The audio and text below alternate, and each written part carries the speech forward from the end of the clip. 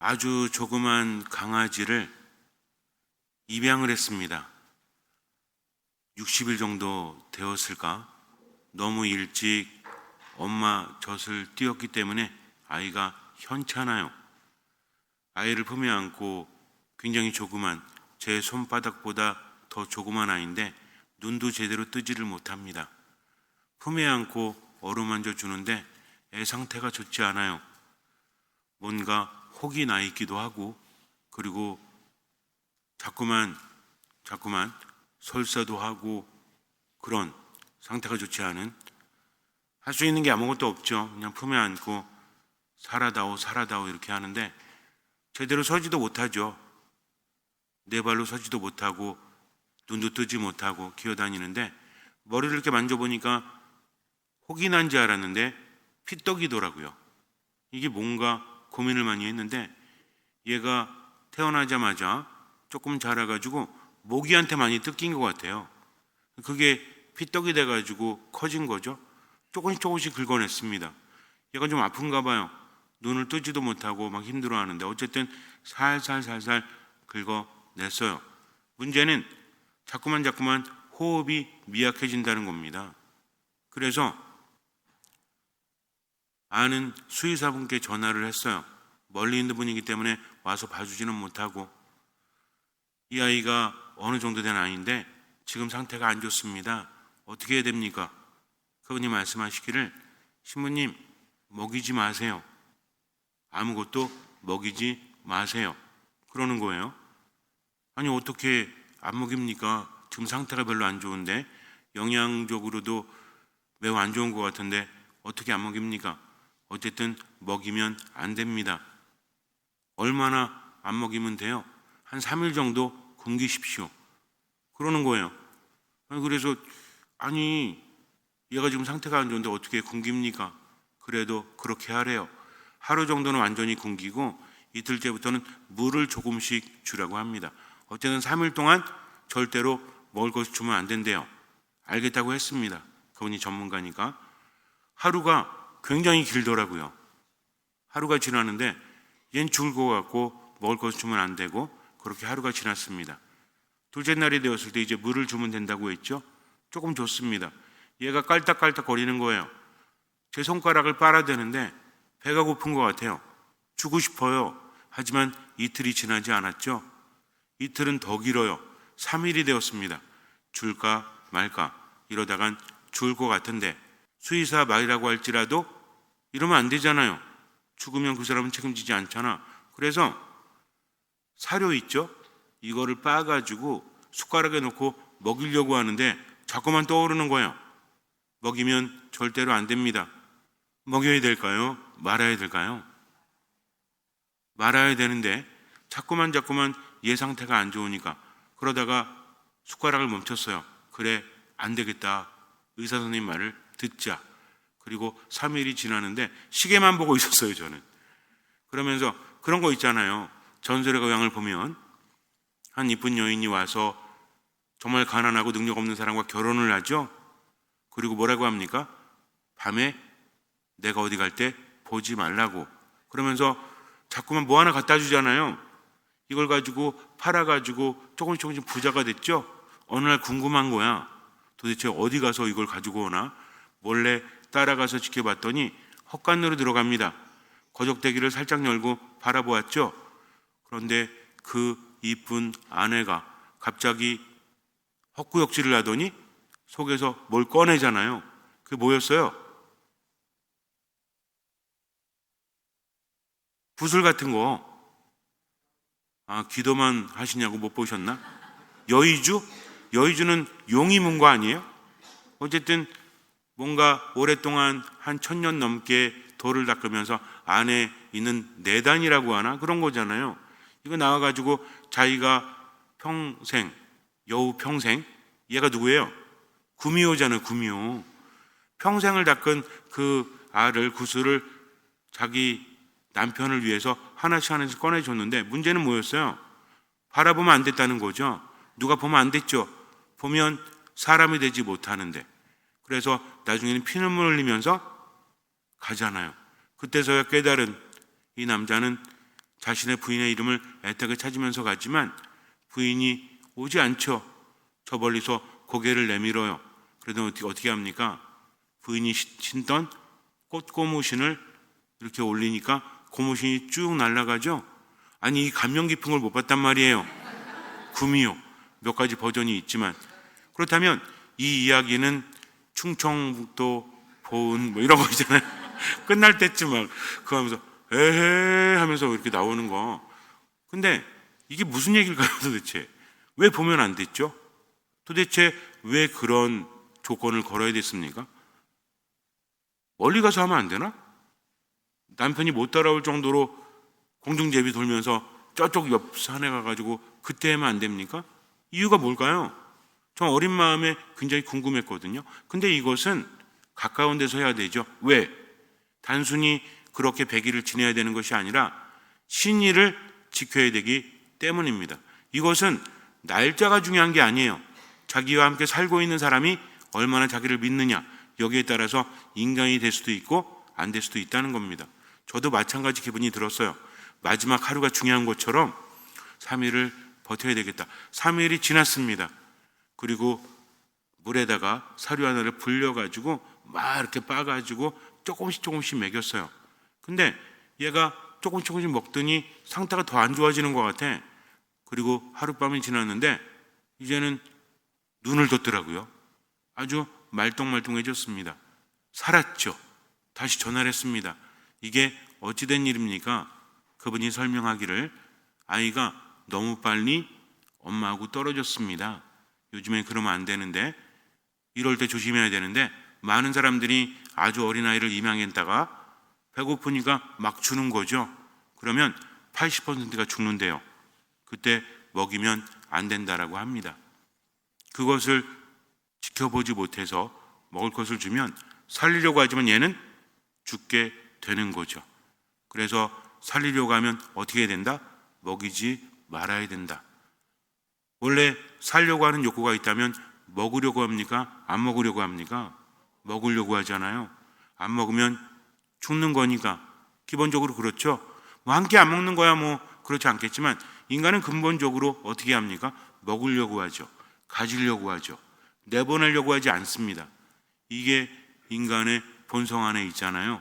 뭔 얘기예요? 살려고 한다는 거죠. 이런 얘기를 들었습니다. 어떤 프로인지 모르겠는데 어떤 의사분이 나와서 하시는 말씀인데, 간헐적 단식이라는 게 있죠. 간헐적 단식이 뭐예요? 열 몇 시간 동안 아무것도 안 먹는 거잖아요. 그럼 이게 왜 좋은지 아십니까? 여러 가지 이유가 있지만 이것도 함부로 하면 안 된대요. 그 이유 중에 하나가 뭐냐면 12시간 정도가 지나면 우리의 세포가 다른 세포를 먹는데요. 이렇게 표현을 하더라고요. 정확하게 제가 들었는데 다른 의미가 있을 수 있겠지만 어쨌든 세포가, 우리 몸에 있는 세포가 배고프잖아요. 영양분이 안 들어오니까 다른 세포를 먹는데요. 그렇구나. 근데 그때 뭘 먹냐면 12시간이 지나게 되면 낡은 세포를 먹는데요. 이미 기능이 다 하고 죽어있는 세포들이 있죠. 이거를 먹는다고 합니다. 그러니까 몸이 좋아지는 걸까요? 안 좋아지는 걸까요? 좋아지는 거죠. 근데 이게 뭐냐면 평상시에 운동을 한 사람은 12시간 정도가 지나면 그때부터 그렇게 하지만 운동을 안 하는 사람은 16시간이 지나야 그 활동이 이루어진다고 합니다. 그러니까 뭔 얘기예요? 그냥 굶어가지고 12시간만 지나면 되는 게 아니라 평상시에 뭐도 해야 된다? 운동도 해야 된다는 거죠. 굶는다는 것은 무엇입니까? 근본적으로 비워내는 거죠. 죽음이에요. 그리고 운동하는 건 뭐죠? 내보내는 거죠. 이것도 죽음이라는 겁니다. 인간의 삶을 보잖아요. 그러면 때로는요, 멈춰야 됩니다. 때로는 죽으려고 해야 된다는 거죠. 움켜잡고 먹으려고 하는 것이 아니라 내보내야 한다는 겁니다. 특히 어느 때? 몸이 안 좋거나 또는 아플 때 그렇게 해야만 몸도 더 좋아진다는 거죠. 그래서 간헐적 단식도 뭐와 함께 해야 된다? 운동과 함께 해야 된다. 물론 여러분께 이런 정보를 드리려고 하는 게 아닙니다. 이것이 삶의 원리라는 거죠. 때로는 살기 위해서는 죽어야 한다는 겁니다. 필사즉생 이런 말이 있죠. 죽으려고 하면 살 것이다. 그런데 필생즉사라고 하죠. 뭡니까? 살려고 하면 죽을 것이다 라는 것도 있어요. 그렇다면 우리가 살면서 이것을 어떻게 깨달아야 될까? 때로는 죽음의 길이라고 할지라도 내가 선택하는 것은 삶이 될 수 있다는 겁니다. 근데 문제는 뭐예요? 마지못해서 죽음으로 가면 이 사람은 어떻게 돼요? 죽을 수밖에 없다는 겁니다. 두 가지가 있어요. 하나는 결국 살기 위해서 죽음을 선택한다는 것. 또 한 가지는 무엇입니까? 뭔가를 움켜잡으려고 하는 것이 아니라 자꾸만 비워내고 내려놔야 한다는 겁니다. 이 두 가지라는 거죠. 내가 하고 싶은 대로가 아니라 살아가는 길을 선택할 수 있어야 된다는 것을 우리 분명히 알아야 돼요. 그렇다면 신앙에 있어서 하느님께서 우리에게 무엇을 주십니까? 우리에게 생명을 주시고 우리의 구원을 주시고 우리에게 생기를 주시죠. 그러면서 뭐라고 하세요? 나를 따르라라고 하십니다. 신앙이란 건 뭐냐면 하느님을 만나서 그분을 바라보고 그분의 말씀을 듣고 그분을 따라가는 거죠. 나랑 하느님이랑 합의를 해서 길을 정하는 것이 아니라 길은 정해져 있다는 겁니다. 굉장히 중요한 거예요. 내가 스스로 깨달아서 길을 찾고 길을 만들고 가는 것이 아니에요. 우리 가톨릭 교회는 무슨 종교라고 하죠? 이 정도는 좀 어려워도 알아두실 필요가 있죠? 계시 종교라고 합니다. 계시가 뭐예요? 신장 개업, 냉면 계시 뭐 이런 겁니까? 계시가 뭐죠? 열어서 보여주다라는 뜻이에요. 이 정도는 알아두세요. 다른 건 어렵지만 계시가 뭐다? 열어서 보여준다. 그러니까 열어서 보여주기 전까지는 알 수가 없다는 겁니다. 그리고 예수님 말씀하시죠. 나는 길이요 진리요 생명이다. 길은 예수님이십니다. 내가 길을 만드는 게 아니에요. 이미 길이 주어져 있다는 거죠. 어떻게 하면 돼요? 그 길로 가면 되는 거예요. 여러분들이 운전해서 가실 때 또는 다른 차에 타서 가실 때 부산 가실 때 어디로 가십니까? 바다로 가세요? 산으로 가세요? 어디로 가요? 당연히 길로 가지. 제가 미사 끝나고 성당 앞에 보잖아요. 그러면은 차가 나가면서 어떤 분은 좌회전해요. 어떤 분은 우회전해요. 근데 직진은 하나도 없어. 왜 없죠? 아니 무슨 질문을 거지같이 하고 있어. 논바닥으로 누가 갑니까? 길이 아닌데. 아시잖아요. 그럼 왜 그 길로 갑니까? 길이 있기 때문이죠. 이 당연한 걸 알면서 영적인 것, 정신적인 것은 우리는 깨닫지 못해요. 나는 길이요 진리요 생명이다라고 하셨습니다. 즉 그 길을 가야만 우리가 구원에 이룰 수 있고요. 행복에 이룰 수 있고 평화에 이룰 수 있다. 생명을 얻을 수 있다는 거죠. 내가 정하는 것이 아닙니다. 예수님 뭐라고 하십니까? 나를 따라라. 나를 통하지 않고는 아무도 아버지께 갈 수 없다. 나를 따르려는 사람은 자기 자신을 버리고 제 십자가를 지고 나를 따라야 한다라고 하십니다. 그럼 이게 무슨 의미일까요? 어떻게 하는 것이 나를 버리는 거죠? 어떻게 하는 것이 내 십자가를 지는 거죠? 자기 목숨을 살리려고 하는 사람은 잃을 것이요 자기 목숨을 내어놓는 사람은 살 것이다라고 하셨어요. 알았죠? 근데 진짜 아는 걸까요? 아니 어떻게 하는 게 내 목숨을 내어놓는 거고 어떻게 하는 게 내 목숨을 살리려고 하는 거죠? 결과는 반대라는데 이 내용은 알지만 구체적인 내용을 알지 못하면 아무 의미가 없지 않습니까? 그럼 도대체 뭘까요? 여기서 중요한 것이 있습니다. 예수님께서 제자들에게 당신께서 갈 길을 밝히기 시작하십니다. 상의하시는 게 아니에요. 밝히신다는 거죠. 무슨 얘기입니까? 밝힌다는 것은 알려주는 거죠. 알리면 어떻게 하면 돼요? 들으면 돼요. 여러분들이 공항에 앉아 있을 때 어디행 비행기가 언제 출발하니까 몇 시까지 탑승하세요 그러죠? 그럼 전화해가지고 잠시만요 제가 늦을 것 같으니까 이렇게 말해요? 탑승해야 됩니다. 탑승 못하면 어떻게 되는 거예요? 못 가는 거죠. 이거는 상의하는 게 아닙니다. 알림이라는 거죠. 알림은 따라야 되는 겁니다. 마찬가지예요. 예수님의 말씀을 들었으면 우린 그분은 신뢰하기 때문에 그 말씀을 따라야 한다는 거죠. 예수님께서 말씀하시기를 이제 사람의 아들 누굽니까? 예수님이시죠? 예수님은 고난을 받고 죽임을 당하셨다가 사흘 만에 되살아나셔야 합니다. 이거 알려줬죠? 그러니까 어떻게 해라? 알고 있어라. 그리고 나를 따라라. 이 말씀인데 베드로가 뭐라고 합니까? 맙소사. 주님, 그런 일은 절대로 일어나지 않을 것입니다. 인간적으로 본다면 이건 옳은 말이죠. 스승님께서 죽으신다고 하셨는데 그러세요. 잘 죽으세요. 그러면 대화 안 돼요. 부모님이 죽었어. 나이가 드니까 앞도 잘 안 보이고 허리도 아프고 그래 살면 뭐해. 늙으면 죽어야지. 빨리 가야지. 너네들한테도 짐이 안 되지. 그러니까 자식들이 어떻게 하셨어요? 갈수록 짐이 되셔. 그러니까 아이고 저희만 그렇게 생각한 게 아니라 어머니 아버지도 그렇게 생각하셨네. 우리 생각이 같으니까 빨리 가세요. 그럼 뭐라 그래요? 이런 자식을 전문 용어로 뭐라고 하죠? 호러 자식이라고 하는 거죠. 내 눈에 흙이 들어가기 전까지는 안 된다고 하니까 마당 나가가지고 흙 집어와가지고 어이 부리고 흙 들어갔죠? 이건 자식이 아니잖아요. 어떻게 보면 너무 당연한 겁니다. 그런데 예수님께서 뭐라고 하십니까?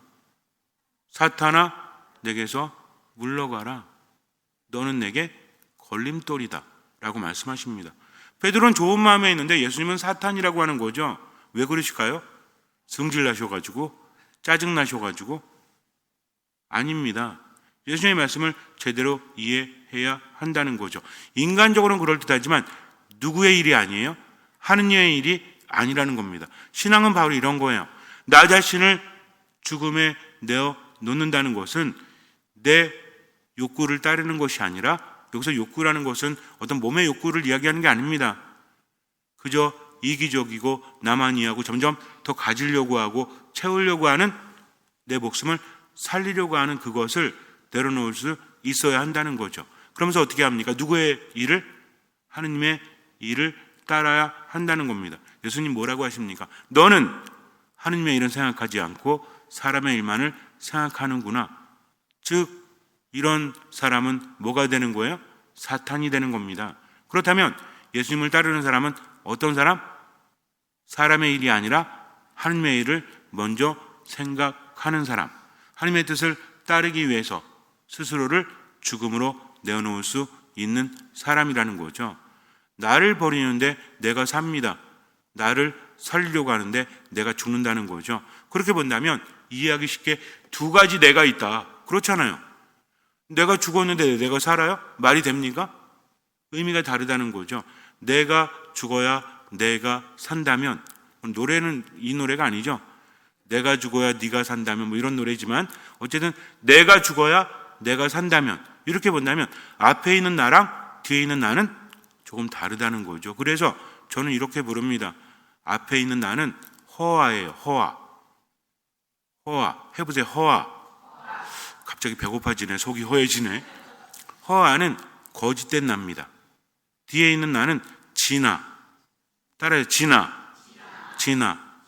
제가 발음이 좀 안 좋아가지고 허아와 진아예요. 그냥 이렇게 생각하시면 돼. 허아는 뭐냐면 그럴 때 있지 않아요? 뭐가 옳은지 아는데, 내 안에서 분명히 아는데 내 안에 또 다른 내가 있어서 그게 안 됩니다. 앞으로 잘 살아야지. 앞으로 욕심 부리지 말고 앞으로 착하고 앞으로 정말 도덕적이고 그리고 사람들에게 좋은 말만 하고 웃으면 살아야지 라는 내가 있죠. 근데 삶 안에서 어때? 짜증내고 화내고 삐지고 괜히 비아냥거리기나 하고 이런 내가 있죠. 뭐 어떤 내가 진짜나요? 여러분 생각할 때 물론 이것도 나고 저것도 난데 내 안에 어떤 내가 진짜 나죠? 하고자 하는 나와 그렇게 되는 나가 있다면 여러분 생각할 때는 어떤 게 진짜 나예요? 잘 살고 싶은 게 진짜 나예요? 막 사는 게 나예요? 대답 잘 하셔야 돼요. 어떤 게 납니까? 1번 잘 살고자 하는 나, 2번 막 사는 나. 1번 2번으로 시작. 1번이잖아요. 근데 삶이라는 게 그렇지 않죠. 옆에 있는 왼수한테도 잘해주고 싶죠. 잘 때 보면 어때? 안쓰럽잖아. 어쨌든 나랑 함께 살면서 또 나를 사랑하면서 이렇게 나이가 들면서 참 그렇구나, 고생이 많구나 라는 생각이 들죠. 근데 눈만 뜨면 어때? 아유 진짜 이렇게 되잖아. 눈 감고 있으면 좋겠는데 자꾸 눈 뜨고 있어. 너무 심하게 공감하시는 것 같은데 어쨌든 근데 그렇게 안 돼요. 이게 나라니까요. 우리 안에서 얼마나 많은 계획을 세웁니까? 운동 열심히 하고 앞으로 정말 인생을 알차게 살아야 되겠다. 근데 텔레비전 보면서 정신 잃고 자꾸만 딴 거 하고 이러면서 점점 놓치는 나도 있잖아요. 그래서 진짜 나는 살리려고 하는 나예요. 살려는 나예요.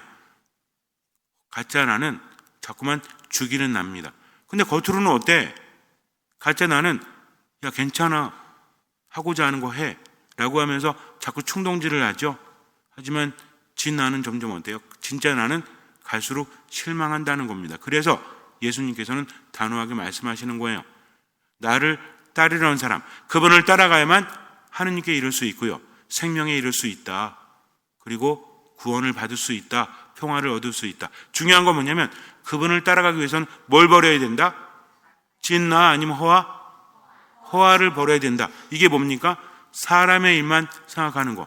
아니 어떻게 용서할 수 있어? 그만큼 상처받았는데. 이건 사람의 일이에요? 하느님의 일이에요? 사람의 일이죠. 그럴듯합니다. 당연한 거예요.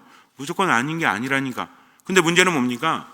그래, 용서하지 말고 미워하고 증오하면서 평생을 산다면 결국 나는 죽을까요, 살까요? 죽을걸요. 분노가 나를 삼켜버립니다.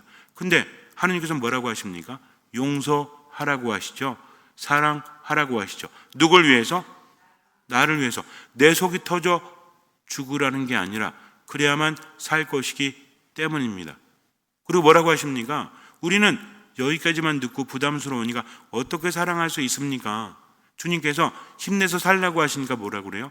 아니 뭘 주셨어요? 돈도 안 주시고 건강도 안 주시고 상황 해결도 안 해주시면서 하느님 계신 거 맞아요? 나 사랑하는 거 맞아요?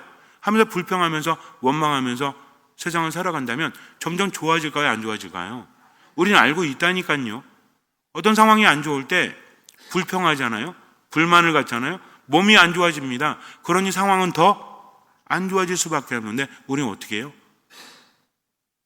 제가 예전에 신학교에 있을 때 뭐가 났어요, 이렇게. 근데 이게 긁다 보니까 점점 옆으로 퍼지더라고요. 이동하더라고요. 이것도 전염되더라고요. 근데 이게 너무 많이 커진 거야. 간지럽죠? 병원에 갔더니 의사가 긁으면 안 된대. 종기 같은 거 난 건데 긁으면 큰일 난대요. 근데 이게 안 긁었죠? 너무 간지러운 거야. 참고 참다가 너무 간지러운데? 그래가지고 외출해가지고 맥주 한 잔을 마셨어요. 맥주 한 잔을 마셨더니 어때? 더 간지러. 그리고 이렇게 만져봤더니 맥주를 먹었으니 어때요? 술 기운이 들면 아파요, 안 아파요? 아프진 않은데 간지러. 뭔 얘기인지 아시겠어요? 술 먹으면 기적이 일어납니다. 제가 예전에 발가락이 부러진 적이 있었거든요. 그 군정신부 할 때 발가락 3개가 부러졌어. 왜냐면 예전에 제가 태권도를 해가지고 몸 좀 더 이렇게 좀 더 만들어야 되겠다. 태권도 안 해가지고 힘든가 보다. 불 꺼놓고 책장에다가 이렇게 촛불 하나 놓고 발차기 하는데 불 꺼놓고 했는데 옆에 있는 책장을 못 봤어요. 그거를 발로 찬 거야. 발가락 3개가 또 부러졌네? 그래갖고 깁스를 하고 다녔거든요. 그러다가 크리스마스 이브 때, 성탄 전야 때 군대 병사들이 딱 있고 막 눈이 오길래 미사 끝나고 나서 술 한 잔씩 했죠. 병사들 맥주 한 잔 주고 저도 간부들과 함께 술 한 잔 했는데 갑자기 기적이 일어났다니까요. 눈이 오는 성당 마당을 제가 막 뛰어다녔습니다. 목발 버리고 신자들도 술 취해가지고 기적이 일어났다고, 역시 성탄의 기적이 일어났다 막 그랬거든요. 그 다음날 죽는 줄 알았어요. 술 깨가지고. 술이란 게 그래. 주님도 잘 모셔야 돼. 어떤 주님? 우리 주님 모셔야지. 이 안주랑 함께하는 주님 모시면 안 돼요. 주님께서 여러분과 함께 또한 안주와 함께 그러시면 안 돼요. 어쨌든 그래가지고 이 종기가 났는데 술 기운도 도니까 너무 간지러운데 해가지고 확 긁어버렸어요. 시원하지? 그 다음에 어떻게 됐을까요? 엄청 고생했어요. 이거라니까. 지금 내가 하고자 하는, 성질 나는 대로, 짜증 나는 대로, 그렇게 하고자 하는 대로 하잖아요. 순간은 괜찮아요. 하지만 그 다음에 어떻게 됩니까? 점점 더 죽음으로 갈 수밖에 없다는 거죠. 하느님께서는 지금은 힘들어도 어디로 가라? 사는 길로 가라. 그러니 어떻게 해라? 사람의 일, 네가 원하는 대로가 아니라 누구의 일? 하느님의 일. 누구 말씀을 듣는 거예요? 하느님의 말씀을 듣는 거죠. 들립니까? 안 들립니까? 들립니다. 어디 안에서? 미사 안에서, 말씀 안에서, 기도 안에서 묵상하다 보면 어딜 통해서 들려요? 내 양심을 통해서 들립니다. 그래, 이 정도 했으면 됐어. 이제 참아. 그럼 어떻게 하면 돼요? 내가 느낄 때 있죠. 멈춥니다. 성호를 긋습니다. 그래요, 주님, 당신을 따를게요. 하면 된다는 거죠. 어떻게 용서할 수 있어가 아니라 주님, 용서해야 되는 거 알아요. 너무 힘들어요.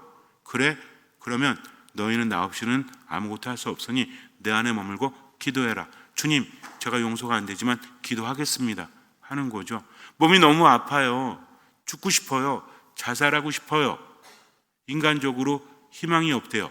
주님께서는 그래도 하루를 살아라. 그럼 어떻게 하면 돼요? 진통제 맞으면서도 하느님께 맡기고 지금을 사는 거죠. 그때 내가 당하는 고통이 보속이 된다고 하지 않습니까? 하느님께 전해진다고 하지 않습니까? 이것도 굉장히 중요한 겁니다. 쉬운 얘기가 아니에요. 우리는 그 순간에 죽음을 선택하잖아요.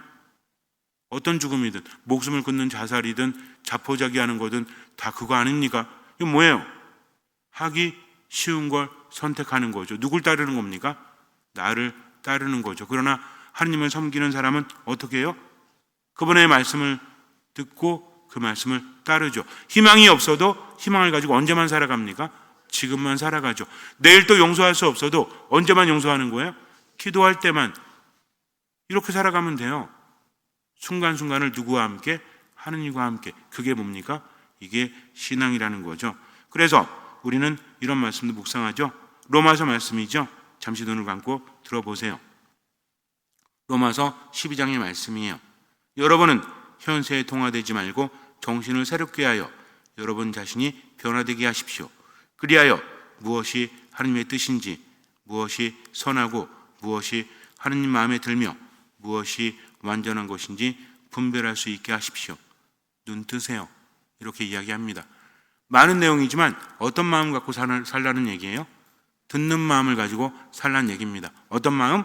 듣는 마음. 그래서 삶이 힘들어서 하나님의 뜻이 아닌 사람의 뜻대로 감을 느낄 때 어떻게 해라? 일단 멈춰라. 그리고 성호를 그어라. 하느님께 뭘 청해라? 듣는 마음을 청해라. 그러다 보면 조금씩 나아질까요? 안 나아질까요? 나아집니다. 왜? 하느님께서 함께 하시면 뭐가 일어나니까? 기적이 일어나니까. 잠시 눈을 감으세요. 잘 구분하십시오. 하느님의 일과 사람의 일. 사람의 일은 그저 내가 하고 싶은 대로, 생각하고 싶은 대로, 살고 싶은 대로 하는 거짓된 납니다. 이것을 버려야 되죠. 한 가지만 기억하세요. 듣는 마음으로 살아가시면 돼요. 양심을 통해서 하나님의 말씀이 들립니다. 미사, 말씀, 기도 안에 듣는 마음으로 머물다 보면 내 안에서 들리는 거죠. 그것이 들렸을 때 할 수 있는 만큼은 실천하십시오. 나머지는 맡기십시오. 이것이 신앙입니다. 중요한 건 맡기는 거예요. 내가 하는 것보다 맡기고 최선을 다하면 그때부터 성장합니다. 왜냐하면 하느님께서 함께 하시기 때문이죠. 이제는 할 수 있는 만큼 사람의 일이 아닌 하느님의 일을 생각하면서 지금을 살아가십시오.